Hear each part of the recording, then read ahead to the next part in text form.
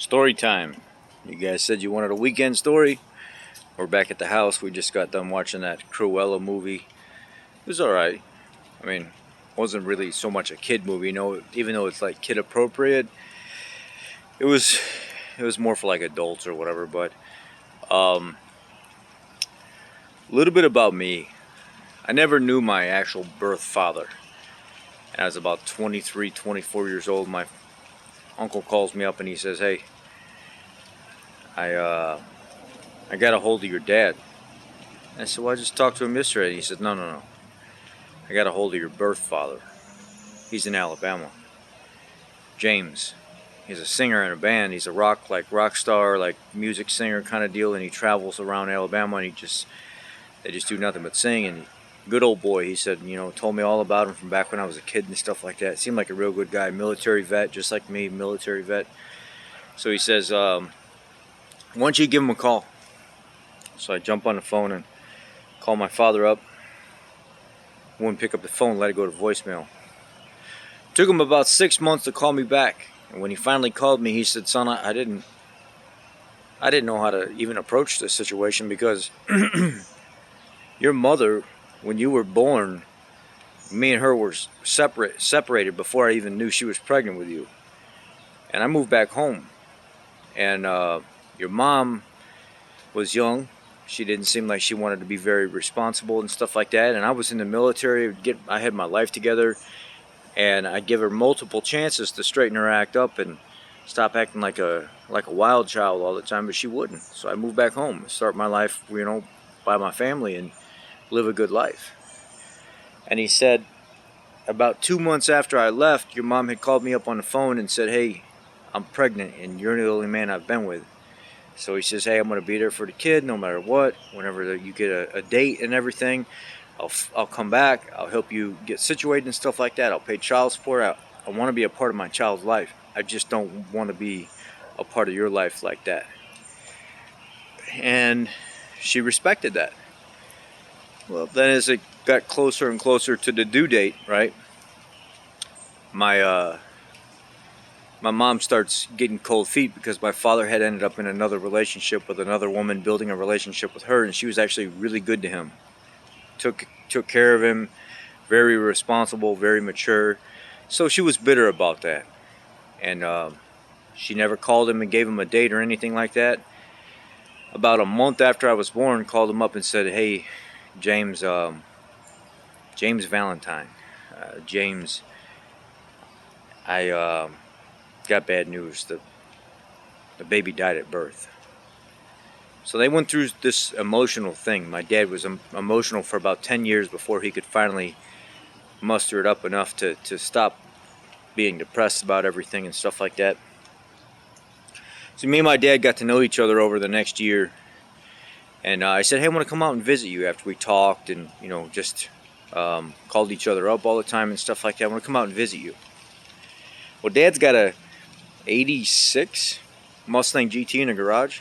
It's a 306 nitrous motor or something. I think it's a 306 or... Anyway, it's his race car. It's got slicks on it and stuff like that. 5-lug conversion. 306 motor in it. Got a roll cage and everything through it. Trans brake, line lock. It's got the shifter assembly, the bump shifter assembly in this one. I don't know what trans. I don't remember what trans he had. But he wanted to get a electronic fuel pump set up on it. And he calls one of his mechanic buddies over and they're all hanging out and stuff. He says, "Let's go put that fuel pump on the car right now." So Dad backs it out of the garage and stuff and calls his buddies and stuff over there. Mind you, I'm a technician, right? That's what I do for a living. And I go over there, I'm standing next to a car, and his buddies are seniors. They've been in the field 30, 40 years and stuff like that.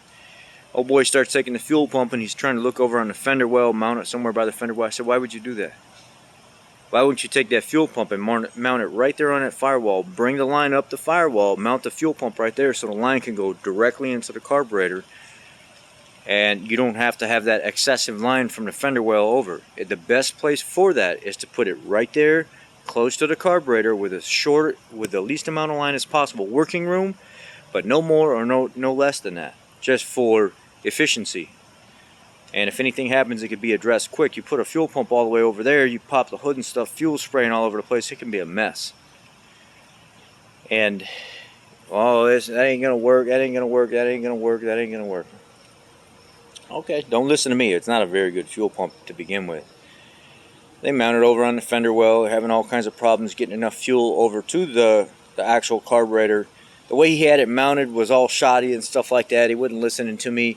The line that they were using was just a cheap, crappy line. So I was like, you know what? I'm not even going to listen to these guys. I jump in my car, go to the parts store, actually get a braided fuel line set up, and grab a good Holley electric fuel pump. Come back to the house. Tell them, all y'all, get the hell out of my way. You guys are, I understand you guys been doing this for a long time, but you guys don't understand the aspect behind what's going on here. My dad stood there and watched me and smiled and looked at everybody and said, that's my son. He said, get the hell out of the way, get the hell out of the way. So I hurry up, put a few bolts in that fuel pump, mount it, run the fuel line, the feed line into it, take the other fuel line off of it, run it right into the carburetor, tuck all the braiding in the collar and stuff like that, cinch everything down, and I go ahead and get the vehicle fired up, and it's missing just a little bit. Now I used a Holley fuel pump and an Edelbrock carburetor. So you know how the Edelbrock carburetors are, they're real easy to adjust. And I get this thing adjusted to where it's just sitting there idling real nice. I think you get a B303 cam in it. I think that's Ford Racing's B303 cam. It just sounded great.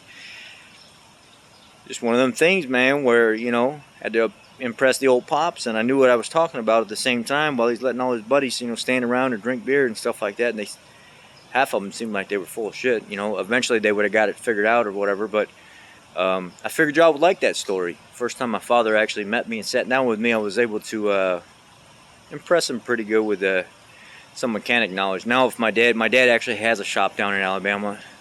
He has his own garage, and he's got a lot of good guys that work for him, a lot of experienced guys that are very, very, very good mechanics. But if he's having a real hard time with like diagnostics or something like that, he'll call me up and get me on the phone and stuff like that, and he'll even send me cash or whatever, say, help me work through this. I don't care if it takes 2 or 3 days to do it. Let's just talk over the phone, and I'll run you through everything we're doing as you're telling us to do it.